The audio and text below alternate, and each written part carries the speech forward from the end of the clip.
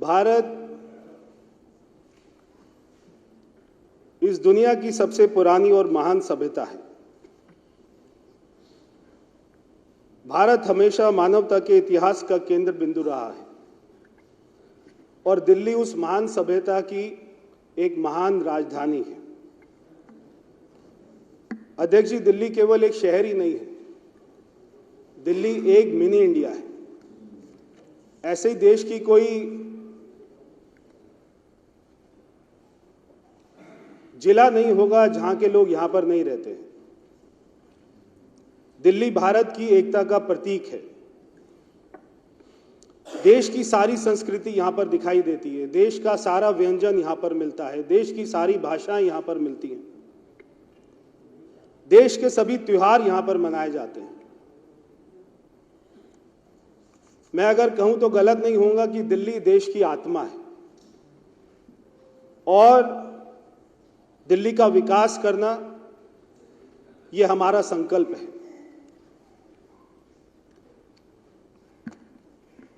लोग कहते रहते थे, मैं सुनता रहता था 10 साल तक, और शायद एक कानून की किताब में भी लिखा होगा, दिल्ली को पूर्ण राज्य का दर्जा प्राप्त नहीं है। मैं समझता हूं दिल्ली अगर पूर्ण राज्य नहीं है मगर दिल्ली महत्वपूर्ण राज्य है और दिल्ली को हम हमारे प्रधानमंत्री जी के नेतृत्व में, हमारी मुख्यमंत्री जी के नेतृत्व में दिल्ली को संपूर्ण राज्य बनाएंगे, संपूर्ण विकसित राज्य बनाएंगे।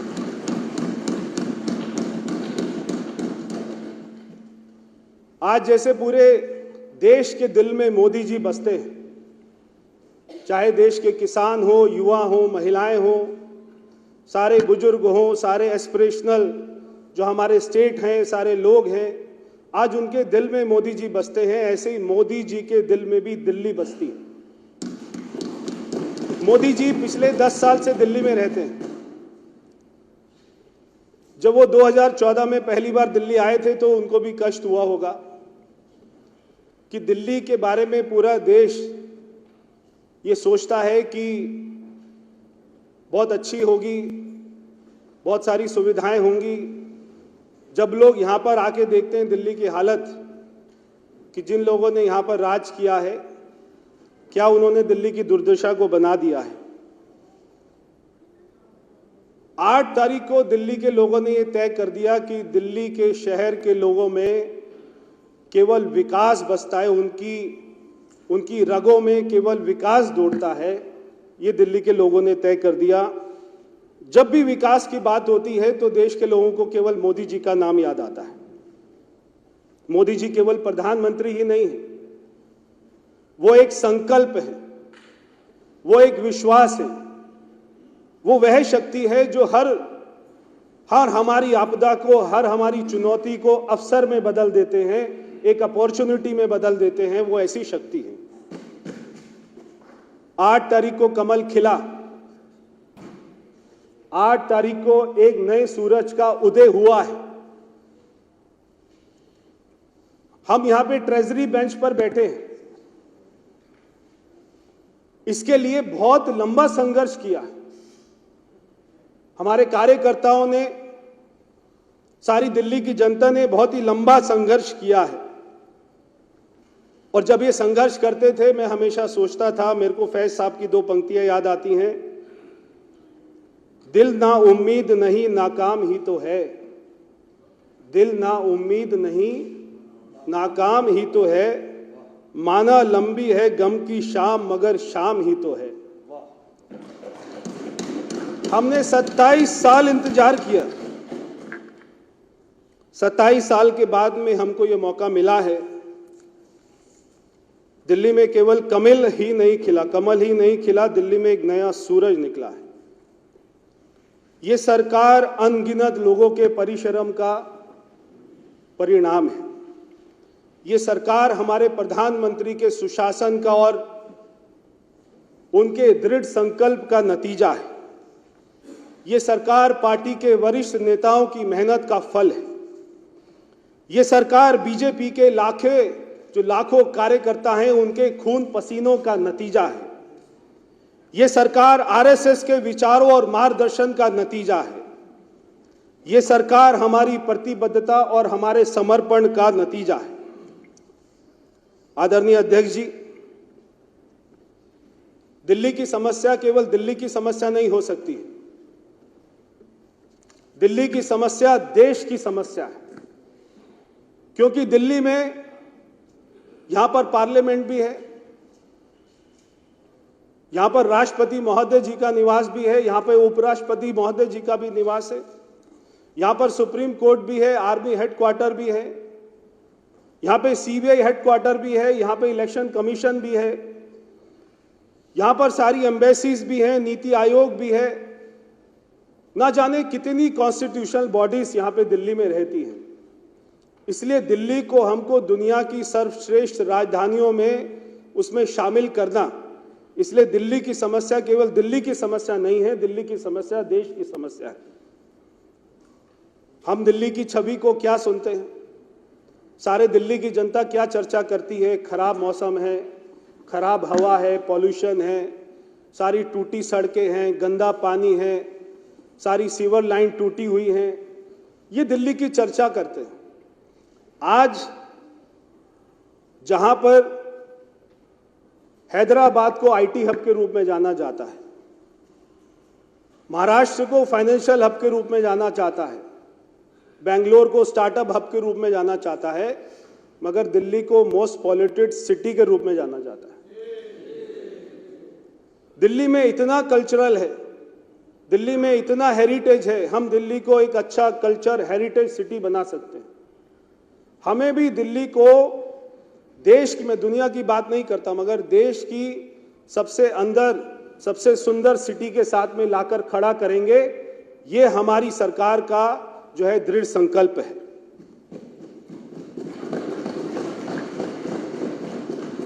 अध्यक्ष जी, दिल्ली का अपमान वो भी केवल दिल्ली का अपमान नहीं है, वो भी देश का अपमान है। अगर दिल्ली में कोई भ्रष्टाचार करता है तो उसकी छवि पूरे देश में जाती है। अगर दिल्ली का मुख्यमंत्री अगर वो जेल में जाता है तो केवल दिल्ली की नहीं, सारी दुनिया के अखबारों में छपता है कि भारत की राजधानी का मुख्यमंत्री जेल में गया है।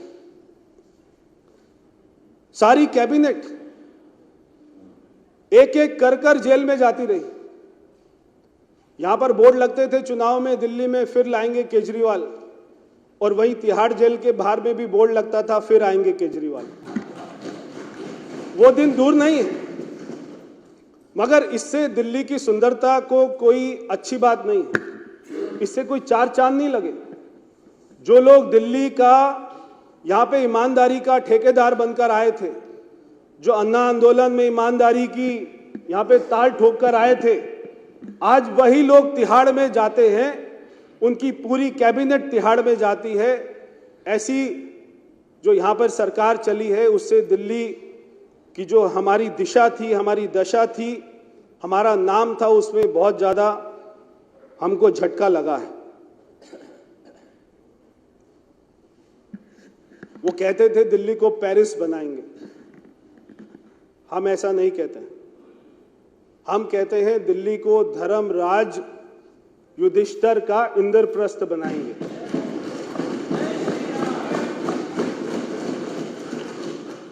एक समय होता था जब भारत वर्ल्ड लीडर होता था। हमारा उद्योग, हमारी संस्कृति, हमारा लिटरेचर, हमारा विज्ञान, हमारी कला दुनिया में जाती थी और दुनिया उससे सीखती थी।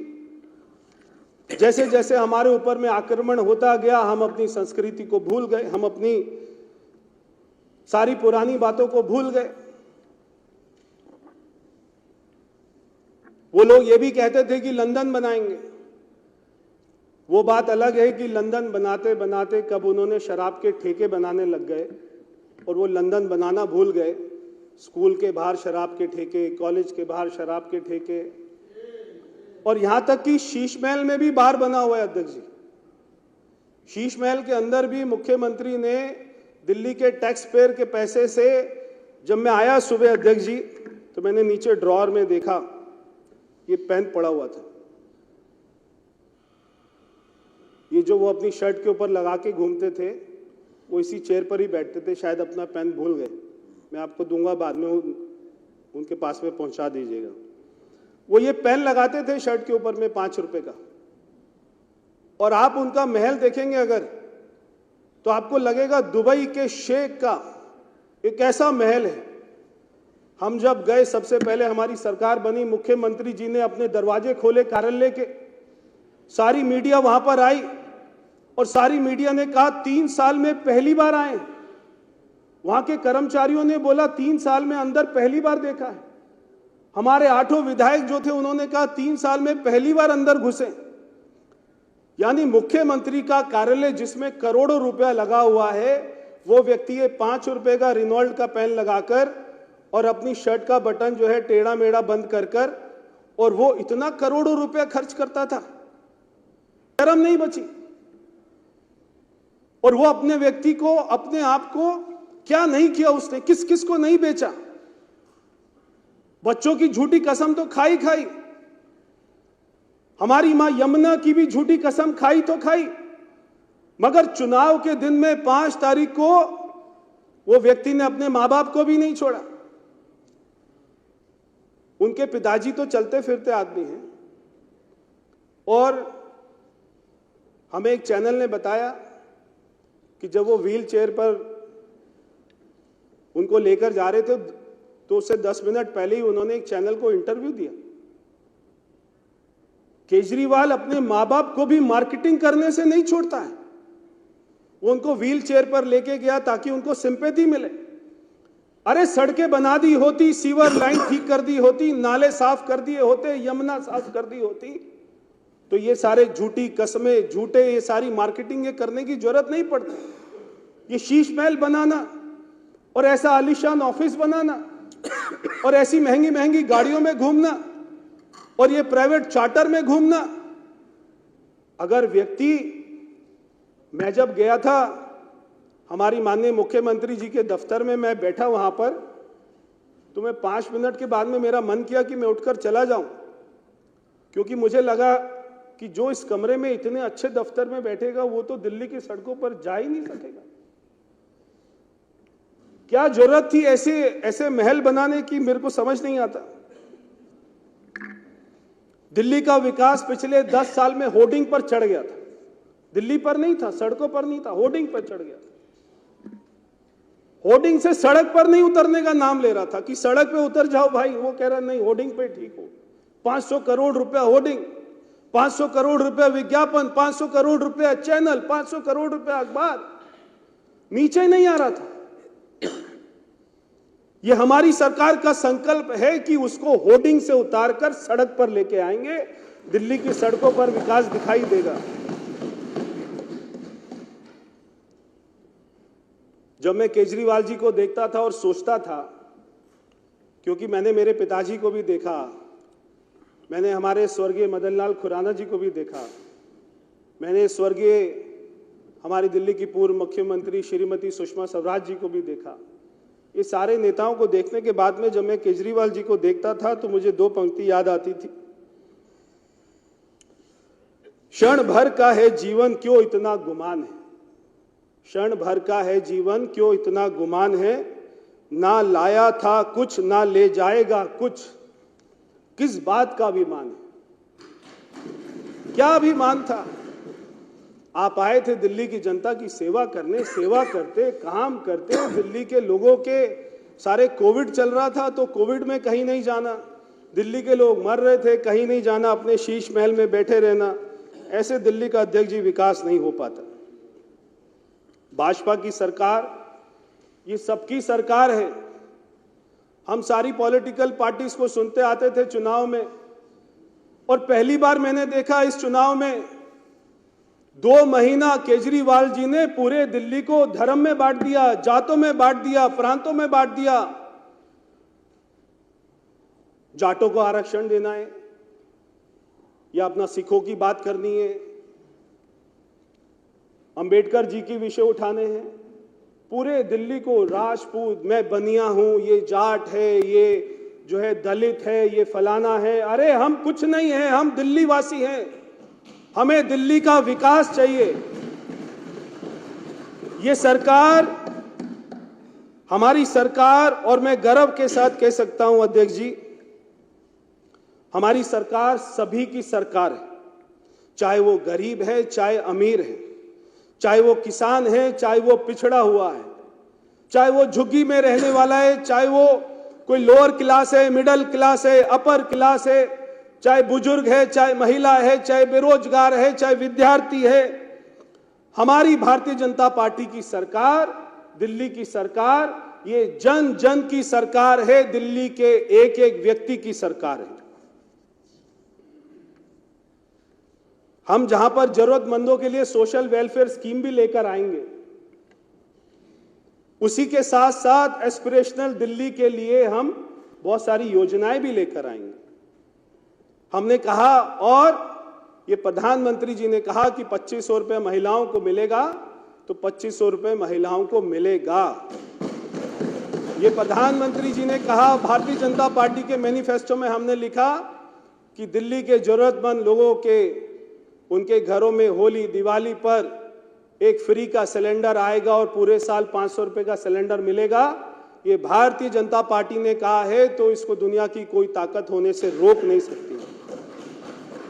हम झुग्गी बस्ती में शौचालय भी बनाएंगे। आज मैं देखता हूं अनिल शर्मा जी के वहां पे इतनी झुग्गियां हैं, और मैं समझता हूं सारे सदस्यों के यहां पे इतनी झुग्गियां हैं, और आप भी देखते होंगे। और आपको ये जानकर हैरानी होगी कि नई दिल्ली विधानसभा, जो मैंने सारी बातें बताई, पार्लियामेंट भी है, उपराष्ट्रपति जी भी रहते हैं, प्रधानमंत्री जी भी रहते हैं, राष्ट्रपति जी भी रहते हैं, एम्बेसी भी है, वो नई दिल्ली विधानसभा, वहां पे 24 झुग्गियां बस्तियां हैं, वहां पे 16 धोबी घाट है, और वहां पे अध्यक्ष जी 500 लोगों के लिए केवल 2 शौचालय हैं। आप सोचिए, सुबह 4 बजे 5 बजे सर्दी के समय में औरतें, 500 में से 250 औरतें वो 2 शौचालयों को क्या करते होंगे। ये मुख्यमंत्री को कभी चिंता नहीं होती थी, वो शीश महल में लेटा रहता था। सारे लोग मर रहे थे, सारे लोग मर रहे थे। और तो और अध्यक्ष जी, जब मैं एक बार, हमारे यहाँ पे बंगाली कैंप है, जब मैं बंगाली कैंप में गया, और मैं बताना चाहता हूं, एक वहां पे विधवा बहन मिली जिनका नाम था मोनी दास। वो मेरे को, मोनी दास हमारी बहन, ये बोली कि बेटा मेरे 2 बेटे थे, और एक बेटा था रवि दास, एक बेटा था मनोज दास, और उनकी उम्र 37 साल और 31 साल, और जो है रवि दास के 2 बच्चे थे, पीयूष दास और वैभव दास, जो कि 5 और 6 साल के बच्चे। उनके दोनों बेटे, जो विधवा माता है, उनके दोनों बेटे शराब पॉलिसी में ज्यादा शराब पीने लग गए, और दोनों बेटों ने शराब पॉलिसी में, शराब के चक्कर में दोनों ने दम तोड़ दिया। आज वो महिला अकेली है। और वहीं एक मेरे यहाँ पे झुग्गी बस्ती है, प्रिंसेस पार्क, वहां पे दलित समाज की एक वहां पे महिला है, बरखा मेहरोलिया। उनकी उम्र मात्र 36 साल है। हस्बैंड थे संदीप मेहरोलिया, 39 साल के, 2 बच्चे हैं, 14 साल 12 साल के। वो भी, उन्होंने भी शराब इतनी पी, क्योंकि अरविंद केजरीवाल कह रहा था मैं नौकरी नहीं दूंगा, मैं काम नहीं करूंगा, शराब पियो, 1 बोतल के बदले में 1 बोतल दो, और उसका पति भी मर गया। ये केवल 2-3 महिलाओं की कहानी नहीं है, आपके क्षेत्रों में भी वहां पे सैकड़ों ऐसी महिलाएं मिलेंगी, दिल्ली की हजारों ऐसी महिलाएं मिलेंगी जिनके परिवार में उनके बच्चों ने, उनके बाप ने, उनके हस्बैंड ने दम तोड़ दिया शराब पी कर, केवल अरविंद केजरीवाल की पॉलिसी के चक्कर में। इसलिए हमारी सरकार कहती है कि अगर हम सारी झुग्गी बस्तियों में शौचालय भी बनाएंगे, तो दिल्ली में मेट्रो का विस्तार भी करेंगे, हम हमारी संस्कृति को मजबूत करेंगे। कल मुझे बहुत अच्छा लगा, कुछ हमारे सदस्यों ने अपने अपने क्षेत्रों का नाम बदलने की बात करी, बहुत अच्छी बात है। ये नाम बदलना कोई विकास नहीं रोकता है, ये नाम बदलना हमारी संस्कृति को वापस लेकर आता है। हमारी संस्कृति जो देश में अतिक्रमण करने वाले मुगलों ने अपने पैरों से रौंद दी थी, उसको भी वापस लेकर आता है। नाम बिल्कुल बदलेंगे, मगर नाम के साथ में काम भी करेंगे। हम अपनी संस्कृति को भी मजबूत करेंगे तो अर्थव्यवस्था को भी मजबूत करेंगे। हम दिल्ली का हित भी देखेंगे और देश का हित भी देखेंगे। अध्यक्ष जी, ये लोग कहते थे कि पढ़ाकू सरकार देंगे। पढ़ाकू तो नहीं दी, लड़ाकू सरकार दे दी। पूरा दिन लड़ते रहते थे। मेरे को लगता है कि सुबह चाय की प्याली बाद में पीते होंगे, पहले सुबह उठ के ये सोचते होंगे आज किसके ऊपर में भ्रष्टाचार का आरोप लगाना है, कैसे भ्रष्टाचार करना है, किससे लड़ाई करनी है, कौन से विज्ञापन देने हैं, क्या झूठ बोलने हैं, किससे झगड़ा करना है, कैसे पीएम साहब को गाली देनी है, कैसे एलजी साहब को गाली देनी है, वो ये सोचते होंगे।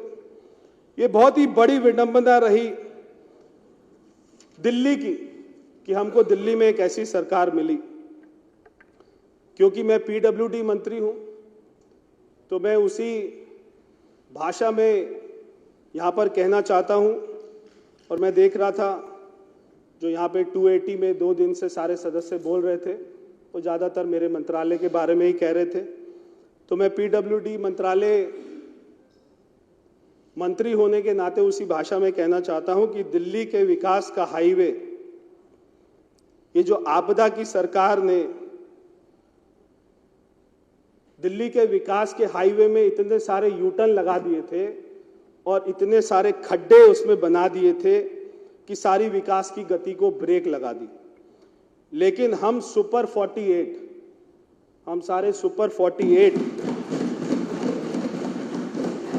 सुपर 48 मोदी जी के नेतृत्व में और हमारी मुख्यमंत्री जी के नेतृत्व में विकास का ऐसा एक्सप्रेसवे बनाएंगे जहां पर कोई यूटर्न नहीं होगा, जहां पर कोई खड्डा नहीं होगा, जहां पर कोई यूटर्न नहीं होगा, कोई खड्डा नहीं होगा। केवल विकसित भारत का सपना होगा, विकसित दिल्ली का सपना होगा और विकास हमारा फुल एक्सेलरेशन पे होगा। अध्यक्ष जी, एक तरफ जहां पर हमारी केंद्र सरकार ने दिल्ली में, द्वारका में मैं जहां से सांसद था, 26,000 करोड़ रुपए का इंटरनेशनल कन्वेंशन सेंटर बनाया, नेशनल वार म्यूजियम बनाया, दिल्ली की लाखों महिलाओं के लिए उज्ज्वला योजना लेकर आए। दिल्ली में आप तो अध्यक्ष जी अच्छी तरीके से जानते होंगे दिल्ली की राजनीति। पिछली कई सरकारें दिल्ली के अनऑथराइज कॉलोनी पे लड़ती रही है। शीला दीक्षित जी ने छतरपुर स्टेडियम में झूठे सर्टिफिकेट बांटे थे, मगर जिस दिन प्रधानमंत्री जी ने इस समस्या को समझा, ऐसे सॉल्व कर दिया जैसे कोई समस्या ही नहीं थी। दिल्ली की सारी अनऑथराइज कॉलोनी को एक ही झटके में पीएम उदय योजना में पास कर दिया, सबके मालिकाना हक मिल गए। ये छोटी बात नहीं थी। कल मैंने सुना था मोहन सिंह बिष्ट जी को, वो कह रहे थे कि हमारे उस समय के मुख्यमंत्री डॉक्टर साहिब सिंह वर्मा जी हाई कोर्ट में गए थे जनता का वकील बनकर, और वहां पर उन्होंने दिल्ली की अनऑथराइज कॉलोनी को तोड़फोड़ से बचाया था। वहां पे दिल्ली की जनता के लिए लड़ाई लड़ी थी, मगर जब हमारे प्रधानमंत्री जी ने उनको मालिकाना हक दे दिया, रजिस्ट्री करवा दी, तो जीवन भर के लिए उनके ऊपर से तलवार हट गई। आज वो अपनी चैन की जो है सांस ले सकते हैं। एक तरफ जहां प्रधानमंत्री दिल्ली जी इतनी सौगातें दे रहे हैं दिल्ली को, और वहीं दूसरी तरफ केजरीवाल जी क्या करते थे? शराब घोटाला करते थे, क्लासरूम घोटाला करते थे, मोहल्ला क्लिनिक घोटाला करते थे, और तो और यमुना सफाई घोटाला करते थे, विज्ञापन घोटाला करते थे। मगर ये सारे घोटालों की जांच कराई जाएगी और मुझे लगता है कि केजरीवाल जी इस जन्म में तिहाड़ जेल से तो बाहर नहीं आ पाएंगे।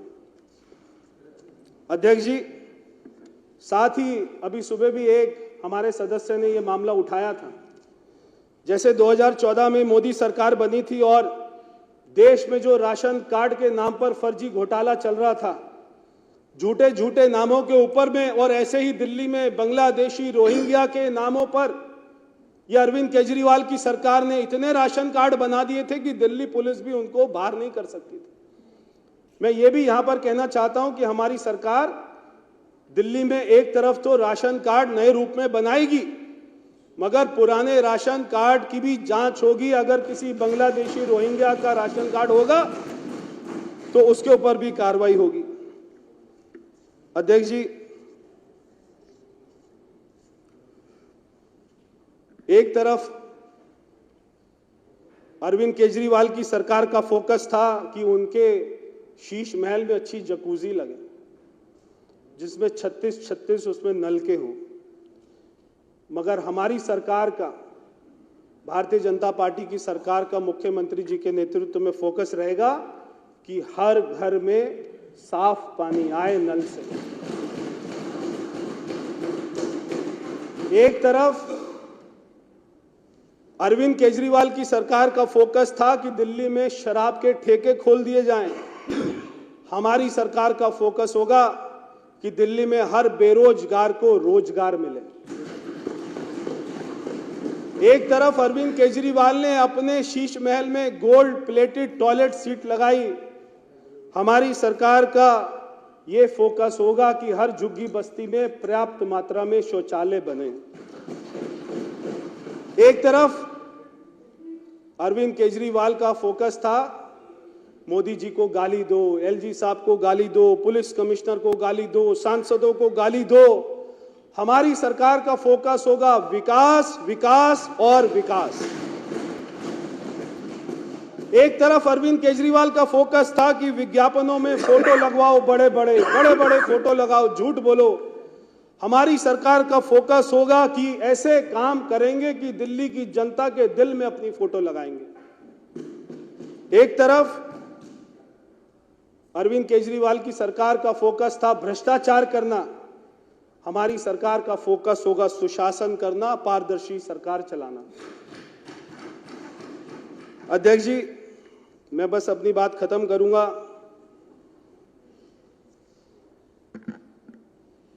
मेरे साथ वाली कुर्सी पर एक इंसान इस सदन में खड़ा होकर वो अपने आप को खुदा मानने का ऐसा दावा करता था और यहां पर कश्मीरी हिंदुओं को गाली देने का काम करता था और उसके पीछे की कुर्सियों में लोग हंसा करते थे कश्मीरी हिंदुओं की हत्या के ऊपर। और वो कहता था कि कौन है एलजी, क्या है एलजी, कहां से आया एलजी। आज वो हमको संविधान की बातें बता रहे हैं। मैं इसके ऊपर में दो पंक्तियां कहना चाहता हूं। ये दिल्ली इतिहास की वो बिसात है, हिल गया जहां मुगलों का तख्त और मिट गई अंग्रेजों की हुकूमत, वहां उनके कौड़ियों के गुमान की क्या औकात है। मोदी जी के नेतृत्व में ये दिल्ली फिर चमकेगी, अब बस कुछ समय की बात है। और सारी भाजपा की गारंटियां पूरी होंगी। भाजपा द्वारा की गई, हमारी मैनिफेस्टो में लिखी हुई एक एक गारंटी पूरी होंगी, क्योंकि ये भाजपा की गारंटी है, मोदी जी की गारंटी है और मोदी जी की गारंटी ही है गारंटी पूरा होने की गारंटी।